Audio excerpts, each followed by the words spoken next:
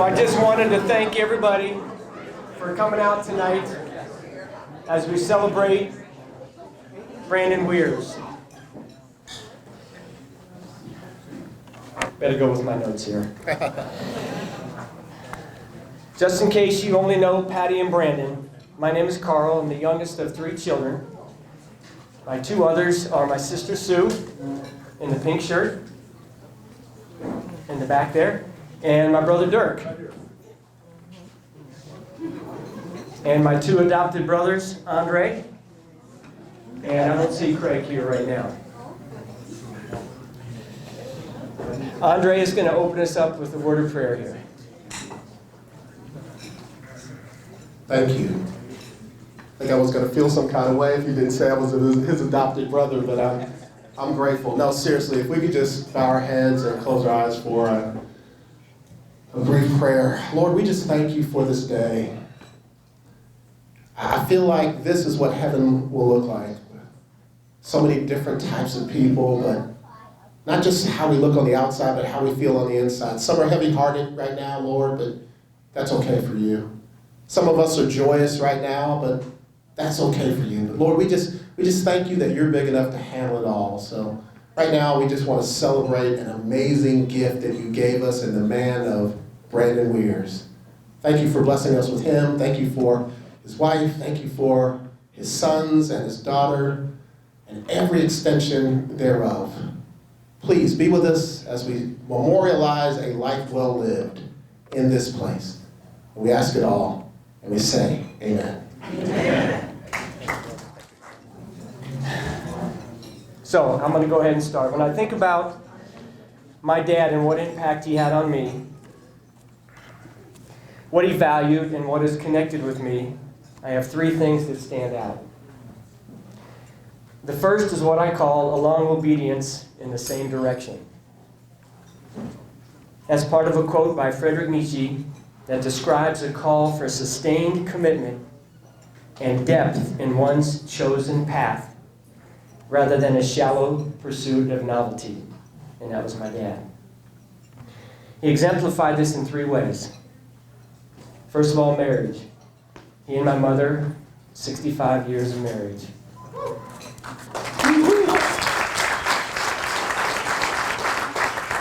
His vocation. For 30 years, he worked diligently at Procter & Gamble. I would always see him at the table in the dining room with his calculator and his mechanical pencil and some of his notes that I have over here, and it inspired me to become what I am now. And third, community. As you can see, as Andre just attested to right here, he and my mom lived in Forest Park. I've lived in Forest Park for 60 years, but not just as a resident, but as a faithful public servant in many capacities, from coaching us in softball and baseball, from being mayor, to serving on the school board, to tutoring, to starting with others the Forest Park Charge, to mentoring elementary kids, and then his 2 latest endeavors, the SAT Summer Prep Course for high school students, and the Great Grad Series through the Historical Society to showcase the talent of graduates of the Winton Woods School District. And I think 1 or 2 of those are in presence tonight as well. So that was the first area. The second area I will call justice. My father spent much of his retirement using his time and resources to support those who had less and or those who were marginalized by society. He and my mom would march for causes they valued, support financially those same causes, and would hire people from the community for various jobs that he had to do, painting, yard work, whatever, his car repairs.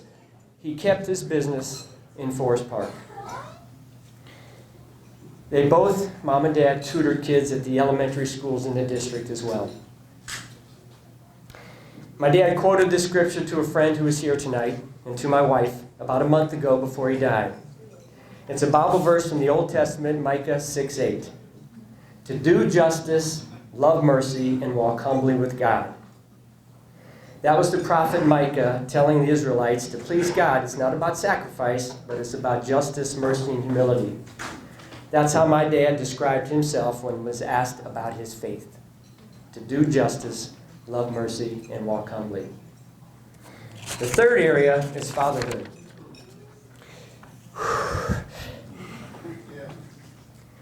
My dad, he did not have his father around for much in his early years. And yet he figured out how to be a good father. He was always a provider, and he was always present. His P&G job provided for us, and his presence was always there as well. From coaching the teams we were on, to building a high jump barn pit in the backyard, supporting his grandchildren in their athletic, educational, and musical endeavors. He was always present. So, to honor my dad, if you have something to drink, we can toast. I don't even have one here, but a toast to my father, to Brandon Wiers. Here, here. So, for those who don't know me, I'm Mark, Patti, Brandon's son-in-law, husband to Sue. I heard you were the best son-in-law. Sure, yeah, that's it. I'm game with that. You know, I thought it would be interesting to kind of come up with a few facts of obscurity that you might not have been aware of about Brandon. So, maybe you guys knew Brandon was a 2-pack-a-day smoker. Did you guys know that? 2-pack a day. I'll say I never saw him smoke. He came into when I came into the picture in 1990, about 35 years ago. But I think it was around the late 70s. He just went cold turkey. Just stopped and picked up running the next day. Obviously, he didn't go very far, but he kept at it. And you'll notice in a lot of the pictures, you'll see him out running and participating in races. And he became an avid runner and took on a healthier lifestyle. You know, he ate suckers instead. I think that kind of had some issues or paid the price on his teeth in the latter years, but nonetheless, he continued running and participating in races at a high level until he was 80. I think I have some records. It's like 1980 or his 80th year. He ran a 10K, 6.2 miles, and he did it sub 14 miles, 14-minute miles. Pretty impressive. I think it was the turkey trot. A Thanksgiving turkey trot race in 2013, he placed 7th. So, pretty amazing. You probably knew, if you've kind of seen some of the pictures around, both Brandon and Patti were snorkeling extremists. They carried their own gear, wetsuits, prescription goggles, fins, snorkels, on trips all around the world, venturing into both cold and warm waters. Don't forget the 20-pound weight belt that Brandon had to carry with him so that he could free dive. Raja Ampat, Palau, Seychelles were probably his most favorite, but it was a trip to the Tortola Islands in 2005, where he and Patti took the entire family for a week-long sailing, snorkeling adventure in the Caribbean. I'm pretty sure it was the first snorkeling, the first day of snorkeling, and it might have been the second or third stop that we were at. We got out, and it was our first spotting of the eagle ray, and we got to see a little octopus scamper across the floor bed or the seabed. But upon going back to the boat and climbing aboard, Patti somehow lost her goggles. I don't know how, what happened, but we could see them, and they were all the way at the bottom of the seafloor, stuck on a large coral. Oh boy, it was right then and there we kind of knew, because these are prescription goggles. Patty's snorkeling would probably have been done for the rest of the trip, and we had just started. So the guide that we had, he took a shot at it, tried to dive down. He said, no, there's no way.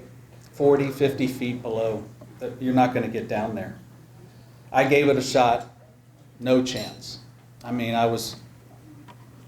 it hurt my ears to go down 10 feet. You know, it was, so after much ado and discussion and should we just leave those things, let it go, Brandon suited back up with his 20-pound weight belt, his goggles all snugged up and flippers attached, and dove in. So he was down there for minutes. I mean, it seemed eternal. I mean, it was a long time, but he made it down, retrieved the goggles, and got back up. Pretty freaking amazing for someone that was 71 years old and yeah, recently a 2-pack-a-day smoker. 30 years younger or older than those around him. I mean, we all tried and just no way. Yeah, the entire family was amazed at his ability to test the boundaries. And, of course, the commitment to his wife's snorkel mask. But seriously, I mean, I personally think he was really concerned for Patty's future happiness on that trip, which turned out to be a success. As an aside, I'm almost positive, you guys can correct me if I'm wrong, but I think he ruptured his eardrum when he went down that far. Because it came up and it was bleeding. But anyways, here's another one. I'm sure you all knew he was about community, especially Forest Park, the SAT class, the Historical Society, schools in general, and the achievement boosters. But did you know that he was a board member of the Housing Opportunity Made Equal? And with his efforts, he was able to show that there was a biased approach to who could buy and build a house. Essentially, a black P&G co-worker, friend, was denied building a new home in Amberley Village in 1997. That's, poof. Anyways, that individual, he presented all his architectural plans and was denied, whereas Brandon went in and just said, hey, I'm white, and they didn't ask for any plans, and he got the property, just like that. In the end, the black co-worker was able to purchase the lot from Brandon and build his house. That family still owns that home today.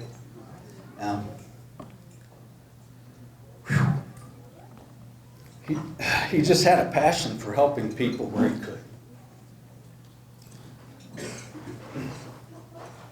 And I've always wondered what, how, or who got Brandon so involved with public service. Was it P&G? Was it being abandoned by his father, leading to being taken in by another family to guide and develop his lifelong values and principles? Or was it genetics? I mean, he was captain of the high school football team. He had some leadership skills, maybe some swagger. Whatever the case, to the end, he gave himself to try and improve the life of others. I will say that this quality, and Patti possesses it too, seems to have been passed down to the siblings, because I see it in my wife as she just finished organizing her 45th year class reunion, among a ton of other things, but that's the recent one. But I think they've learned that it's better to lead in life than to just show up. Don't get me wrong, showing up is very important. But leading and giving of yourself, if you can, will affect the masses. Hello, I'm Rachel. I'm Carl's oldest daughter. And I just wanted to share a couple of memories of Grandpa. One is super brief, but when I was early elementary school, he tried to teach me how to speak or read Latin. And we would sit down in his studio, or in his office, using the laptop, doing Rosetta Stone, and eating Raisinets. So I don't remember anything except for a couple of phrases that he would always bring back, but that is a fond memory.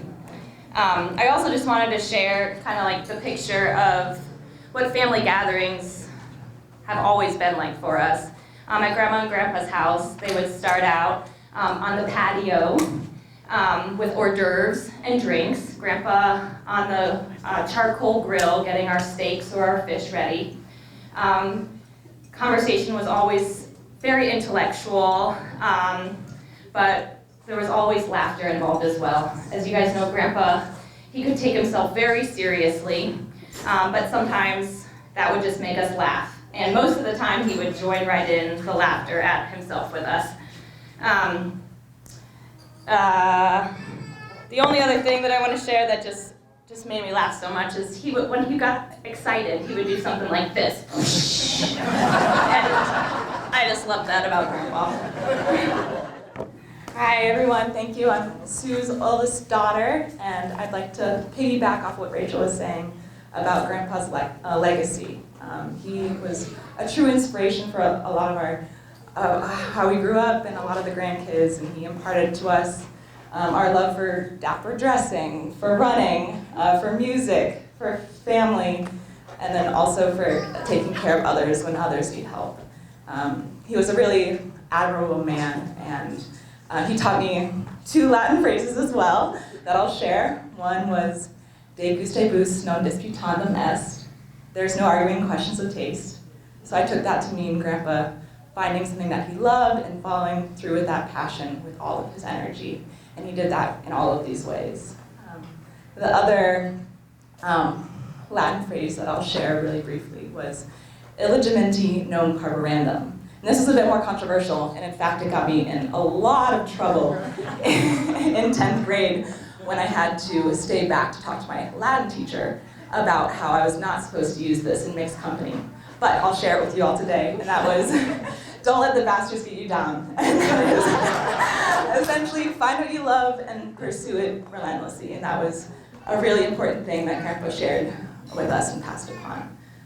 So yeah, thank you.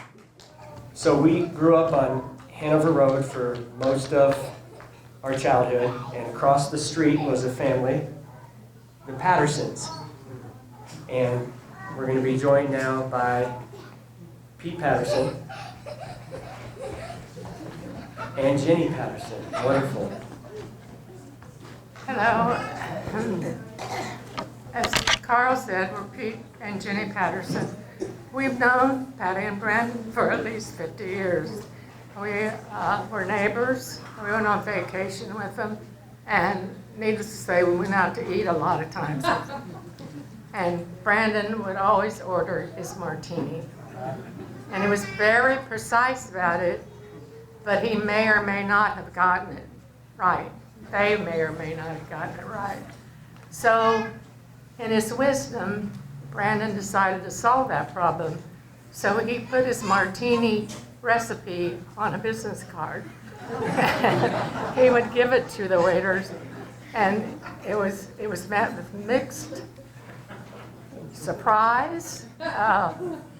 What is this guy doing? And still, he may or may not have gotten a good martini. But anyway, Pete has some more things to say about him, and we loved him very much. I want to, I forgot my beer, but offer a toast to Brandon. And I wrote it in the form of a poem. It's called Stirred, Not Shaken.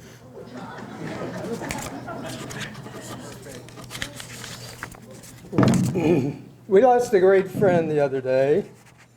It was Brandon Wiers, we're sad to say. He was unique in so many ways.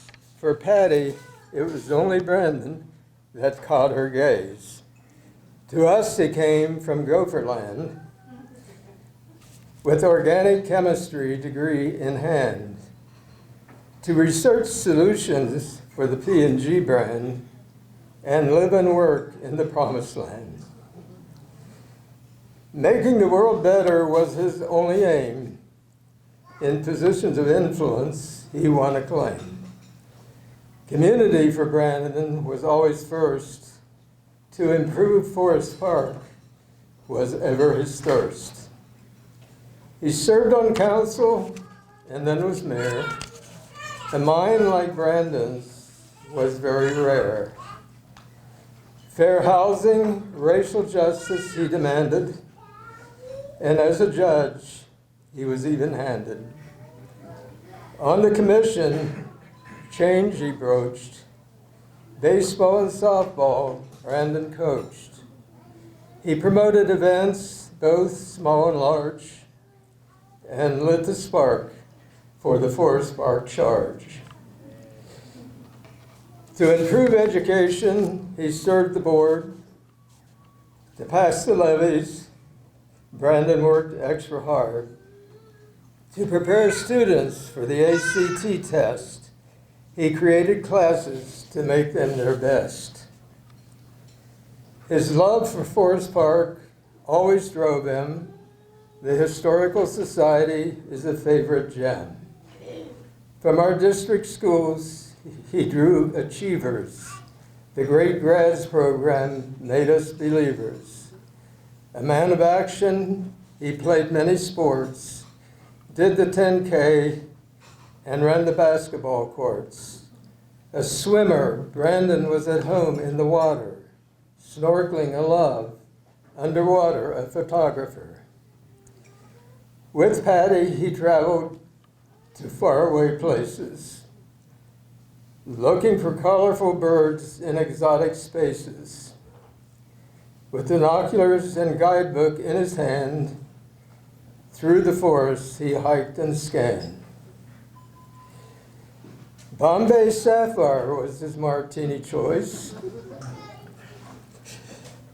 Don't make it dirty, we hear Brandon's voice. Just start with cracked ice in the shaker, a single ounce of vermouth by the maker. Stir it good, strain it into a cocktail glass, add 3 olives, then a lemon twist for class. But unlike James Bond, Brandon preferred to have his martini not shaken, but stirred. So raise a glass to Brandon, man of many words, whose clear vision was ever, always upwards. We repeat again his order, well taken. I'll have a martini, make it stirred, not shaken.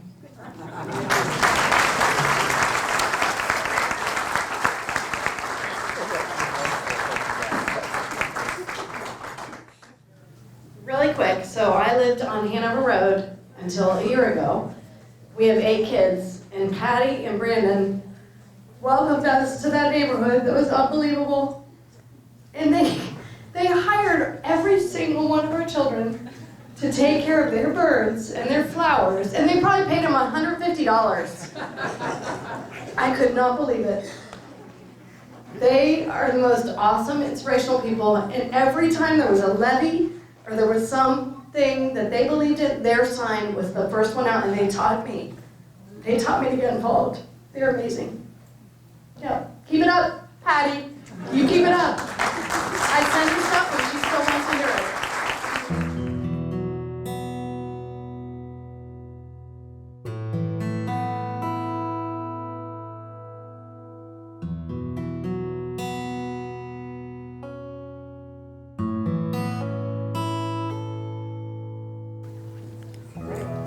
Didn't have to get that quiet.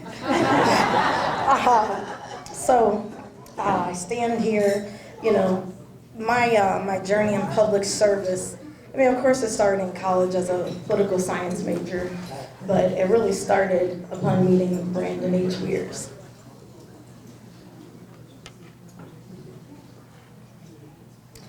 So I've had the privilege of knowing him for about 11, almost 12 years.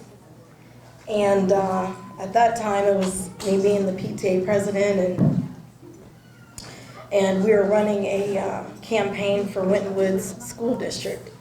And we ended up having one of the existing board members to kind of essentially drop out of the race. And so I've been going and supporting that work. And he said, "I've got a notion, Chelsea." I was like, yes, Dr. Wiers, what do you think? He's like, "You should do it." And I'm like, no, I should not do that. And so we talked, and he of course he laid out the plan, in in his precise manner. And I said, okay, well, with instructions like this, I shouldn't refuse. And so we did. I was unsuccessful for school board, but in the process, it started a beautiful, beautiful friendship. Learned so much. Went on to the Winton Woods Achievement Boosters as one of the founding members with him, and it was not an easy road those first couple of years. It was not as well received as you would think, and he taught me that there was a lot of perseverance and making sure that something was done. And it reminded me of my papa said, "Be that job great or small, you do it right or not at all." And so that he quite literally embodied it. When it came to certain meetings that we were at, if there's one meeting in particular where one of our members was being highly disrespected. She was a woman, and she was not getting spoken to well. And he said, "I will not sit here and allow you to talk to her like that." And he said, "We'll have decorum, not professionalism." And he got up. And he was very serious about that. And it taught me so much about public service and how you address people and making sure that, listen, on our watch, not one person in our team is going to be mistreated. And so we move on. When I talked to him about running for city council, he was so excited about it. And he and Patti were they had me so tickled. And so I would go over to the house after I would receive a yellow envelope, and I'd be so excited about the yellow envelopes at the house because and it's like this. He had like this. It was really small font. And he'd call me and say, "I've left you some information, some literature." And I'm like, "Oh, yes, thank you, the literature." And so I was like, so I'd review the literature, and then I'd happily go on over to Brandon and Patty's, making sure not to wear socks because their carpet was second to none. So I couldn't wait to just get on there and prance on the carpet. So I get on the carpet, and we'd sit at the table, and I could tell when Brandon would get really serious about a subject matter, right? And he thought this point is really important and of note, and he would get serious and he'd go like this, and then he'd sit back and he'd cross his legs, and Miss Patti be in there like, "Oh, goodness gracious," and she'd be in there like, Brandon, because he's belabored his point. But I thoroughly enjoyed it, not being able to have my own pawpaw, so to speak. And so the last event that we were fortunate enough to attend together was the one in Lincoln Heights, where you had some Nazis that had gotten in Lincoln Heights, and there was a standing of people in unity together at the church, and he was there. His remarks were sincere, but this was just an extension of the life work that he had been doing. He challenged the status quo, and not for the sake of argument, but because he believed in a city that welcomed everyone, that celebrated everyone, and made space for every voice, no matter how small. His work, whether it was as a chemist or a mayor, a coach, or a historian, was always about justice, and in every sense, making sure that people felt seen, valued, and respected. He showed me that social justice isn't just a policy agenda. It's the smile you give a student you're tutoring. It's the history you preserve so that community knows its worth. It's the way you invite someone into the conversation who's never been there before. Because of Brandon.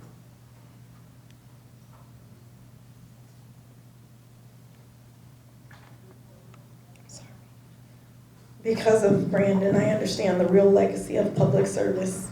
It's not in your votes and the votes you cast or all the meetings that you chair. It's the people you lift up along the way. His voice is going to echo in those council chambers, on these fields, in these classrooms, and in the very heart of the city of Forest Park. I'll carry your example into every decision that's made, every neighbor I serve, and young leader that I will be fortunate enough to encourage. You made me believe that change is possible here and everywhere. And because of you, I will never stop working to make that change real. Rest in power, my friend.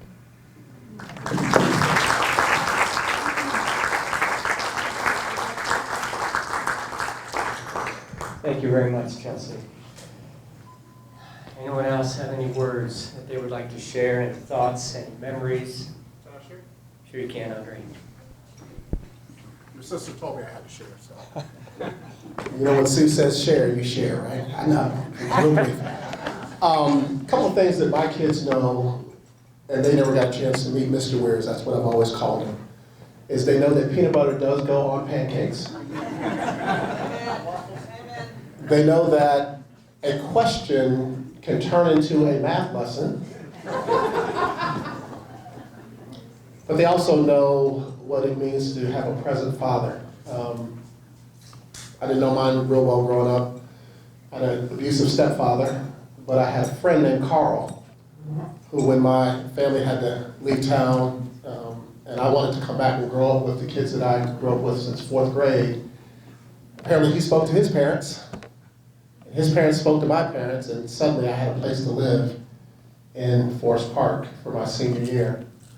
And it was a great experience to see Mr. Wiers interact with his wife and with his children, and I know I'm a better man today because of the time I spent in the Wiers' house. So for that, I will forever be grateful. We had a situation down in Houston where I was a senior pastor, and we had a local charter school in our community that was being closed after having been taken over by HISD.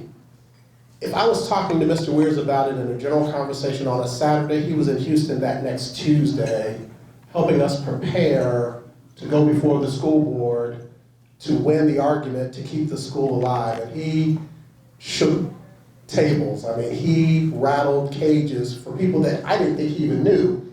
But one thing he did know, if that person didn't have the answer, someone above them did. And Mr. Wiers made those phone calls, and we did. We were able to keep a school alive that needed to be alive in our community. That was the kind of man that I got to see and got to know. And that's the kind of man that I will always be grateful to. So again, Mrs. Wiers, Carl, Dirk, Sue, thank you for letting me be one of your adopted brothers. Thank you.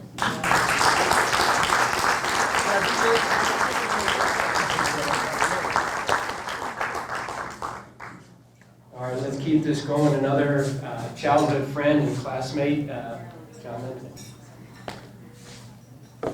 I grew up down the street from the Wierses. At 3rd grade on, I grew up in their household.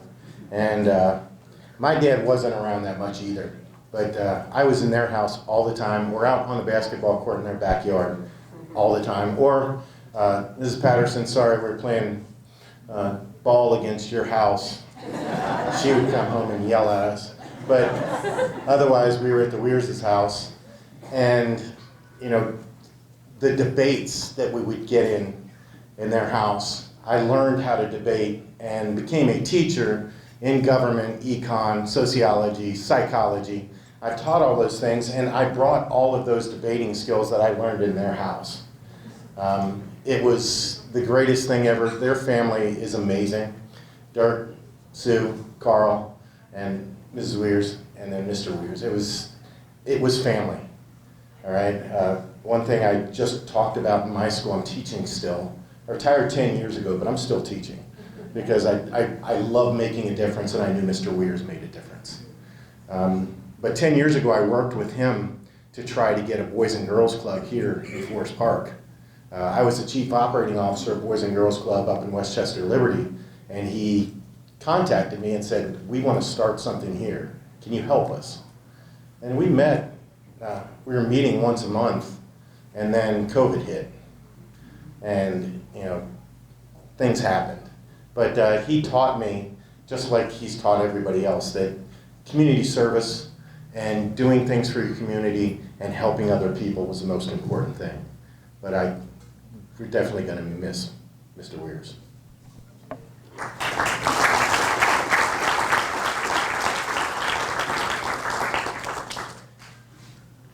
All right. Anyone else want to share? Okay, my cousin Karen is going to share now. Thanks. So as Carl said, I am Sue and Carl and Dirk's cousin, and I'm here, my brother's here as well, David, and our other brother, Gary, is not here. We grew up as a part of the Wiers family also, right, or Hollingsworth family, the bigger circle of family, and I did not live in Minneapolis where my family lives. When I graduated from college, I moved to Washington, D.C. And if you want to attract your Uncle Brandon, you move to Washington, D.C., because that's a place he loved to visit, and did some work there. And so I wanted to just kind of say a couple things, because I think that there's themes here that we're hearing, right? We're hearing about he is somebody who loved knowledge. So how many people in here did he send articles to, recommend books to, tell that they have to read something, teach Latin to, right? Tell them they have to take music lessons, right? How many people in here were involved in something having to do with justice with Brandon, right? Black Lives Mattered a long time before there was a saying to Brandon. I remember when Pat and Brandy came out I think he had just become the mayor, and they came out to Washington, D.C. because Columbia, Maryland was a model city, and it was a model city about equity. And so they have a building like this, and it has all the religions, or there's there's a part of this building that is dedicated to Jewish service, and there's a part that's dedicated to Baptists, and then so they have 3 sanctuaries, and everybody worshipped in the same building together. And there's all sorts of intentional things about this, and Pat and Brandon wanted to learn more because he wanted to bring that back to Forest Park about how do you create equity and opportunity for everybody. And I really appreciated hearing all of these stories today because I happened to have been with Brandon on his first rally, Patti and Brandon. We went downtown to a Pan por el Mundo for Bread for the World rally in probably 1980, yeah, a long time ago. And the stories that we're hearing over and over and over, how he reacted on a global way, how he made changes in a school of people he didn't even know, and how he made changes to people one-on-one. And I think it's such a beautiful theme that we're hearing through here. And I think the one thing I haven't heard a lot of people talk about was he was a little opinionated. Right? A little opinionated. So part of being involved in justice work and community organizing is you have to be really opinionated. And when people say what you're doing is not the way it should be done, or when people say that's not how I think about people, or those people don't deserve that, you've got to be really opinionated.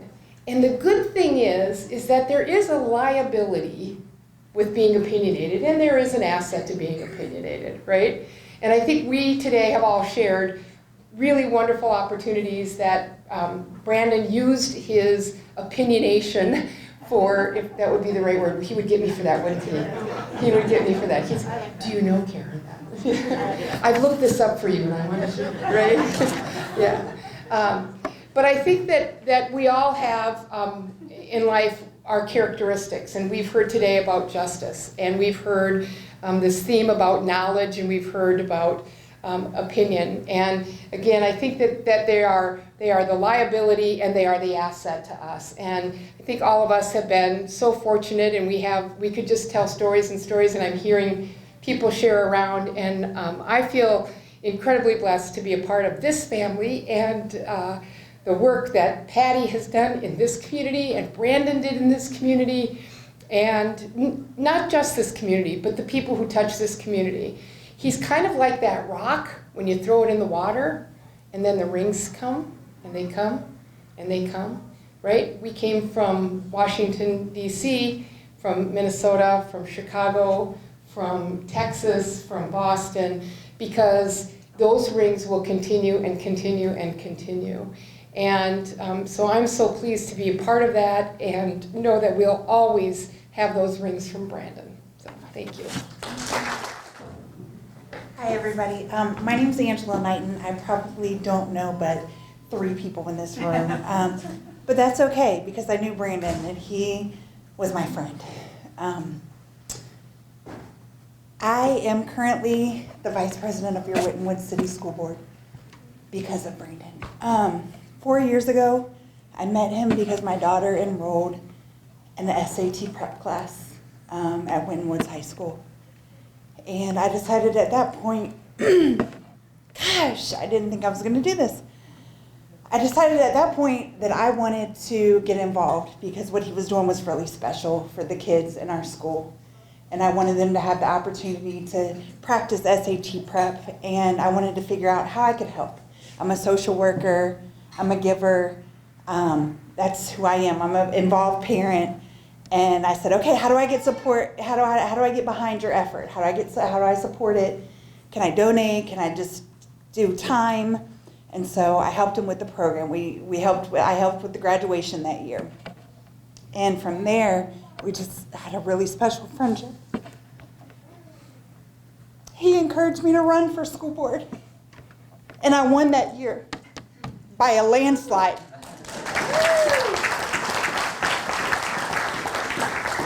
I beat out the current Winton Woods president that year of the board because of Brandon. Because Brandon put me in front of the right people, and Brandon told me the right things, and he helped me with the right research, and he believed in me. He believed in me more than I believed in myself. In the year that I ran for board, I lost my mother-in-law that October, and I was ready to not run. And he pushed me to do it anyway. And again, I won by a landslide. I won every precinct in Forest Park. And I live in Springfield Township. That doesn't make sense. Brandon became such a rock for me. I made it through the election. I'm now 2 years on the board. I'm vice president at this point. Brandon has been such a mentor for me in the way of public service. I will never turn back from that. It's something that I've been able to not only continue with, but also now impart on other people. I hear you talk about a Boys and Girls Club. We're starting one this fall in our middle school.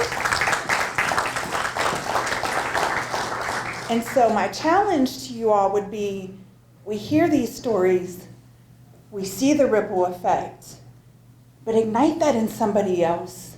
Because just like he did it for me, I'm continuing to do it in others. You guys are continuing to do it others. That's exactly what he would have wanted for us to do.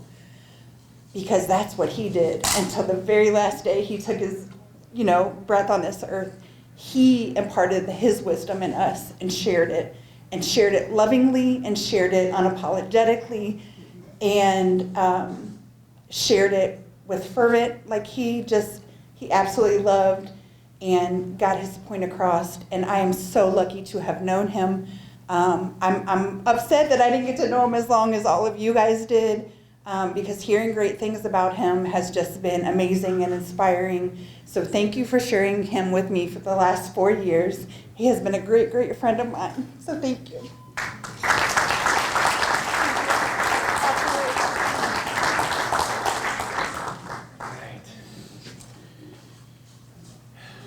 It's pretty wonderful to hear from people that I don't know. So that's pretty special. I do know this young man right here. So take it away for Hello, everybody. My name is Jonathan Williams, and I have known Brandon. I knew Brandon back in 1990. He was on the board of Housing Opportunities Made Equal, And I came in as the community relations specialist. And within a matter of years, I was elevated to the assistant director, thanks to Brandon. And the things, I mean, I have so many things to say that are nothing but love for Brandon. I could talk till Tuesday. But in the 17 minutes I have left, I will just say to you that as you see, and I will say, he is the epitome of Dr. King's comment about content of your character rather than the color of your skin. And I had some issues that I needed support with. I had no family here. Brandon was right here for me. And he didn't, it wasn't just that Black lives mattered to him, but my life mattered to him. And I will never forget that, Patti, the dinners that you folks cooked, and sometimes I didn't make it, but I will never forget you and Brandon and the love that you showed me. I'm from almost heaven.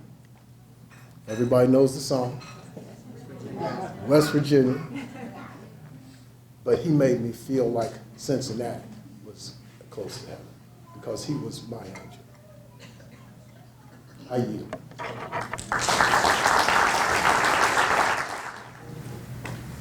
I'm Clyde Plank. You got to speak up closer to the mic. There you go. How I got to know Brandon was he enlisted me to help with teach the SAT in the summer. So I've been there 3 years.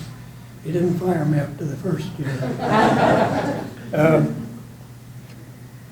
I have to say this in preparation. When I was in college, I was one of the older students. I think I was almost 60 when I went back to college.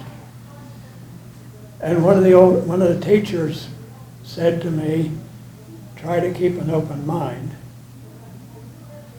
Now I know that's hard for older people to do, but I tried to do that, and that's what I appreciate about Brandon. You talked about him being opinionated.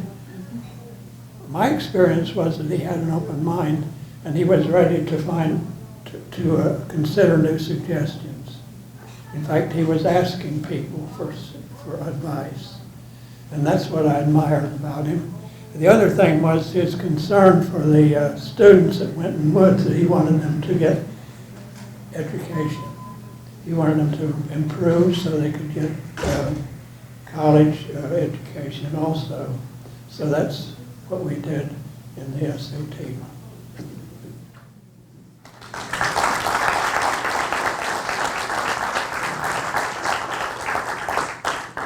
Thank you, everyone, for sharing.